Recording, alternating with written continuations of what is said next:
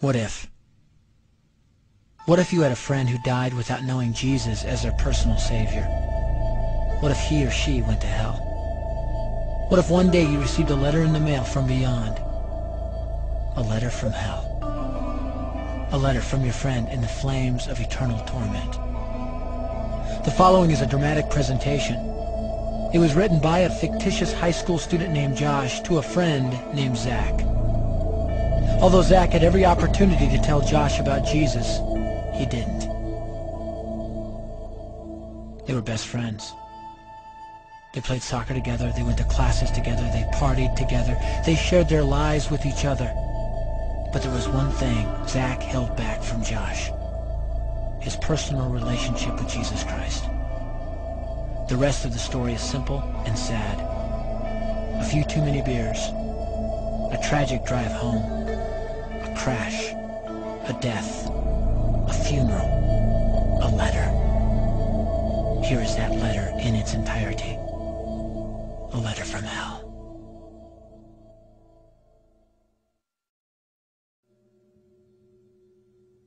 Dear Zach,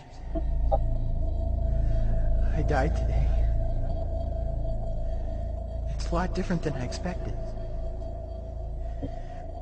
You see, I always thought dying would bring me into a world that's foggy and hazy. But this place is crystal clear. It's even more real than my life on Earth. I can think. I can talk. I can even feel.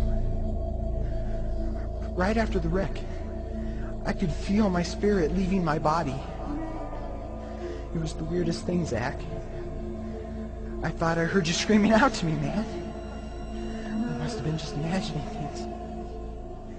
At first, I was just standing in line, getting registered, I guess. They asked me for my name and began to look in this thing they called the Book of Life. I guess they couldn't find it, though, because this huge angel standing next to me grabbed me by the arm and started dragging me away. I was terrified. I had no idea what was going on. I asked the angel where he was taking me, but he didn't answer. So I asked him again. Finally, he told me that only those whose names were written in the Book of Life could enter into heaven. And the rest would be condemned to hell forever. Man, I was scared. The angel threw me into some kind of holding cell where I've been sitting and thinking for a long, long time. Do you want to know what I've been thinking about? I've been thinking about you. Zach, you're a Christian. You told me so yourself. I mean, we talked about it 3 different times today. Kelly brought it up, and you laughed it off. Coach Adams brought it up, and you changed the subject. I mean, it came up right before the wreck. Well, the question I can't get out of my mind is this, Zach. Why haven't you ever told me about how to become a Christian? I mean, you say you're my friend, but if you really were, you would have told me about this Jesus and told me how to escape this terrible place that I'm headed for. I can feel my heart pounding in my chest.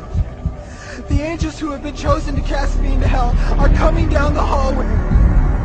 I can hear their footsteps. I've heard of this hell, Zach. They call it the lake of fire. I can't stand it, Zach. I'm terrified. No, the angels are at the door. Oh, no. No! They're coming in, and they're pointing at me. They're grabbing me and carrying me out of the room. I can already smell the burning sulfur and brimstone. I can see the edge of the cliff where hell burns. This is it. I am without hope. We're coming closer, closer, closer. My heart is bursting with fear. They're holding me over the flames. I'm damned forever. This is it. They have thrown me in. Fire! Pain! Hell! Why, Zach? Why didn't you ever tell me about Jesus?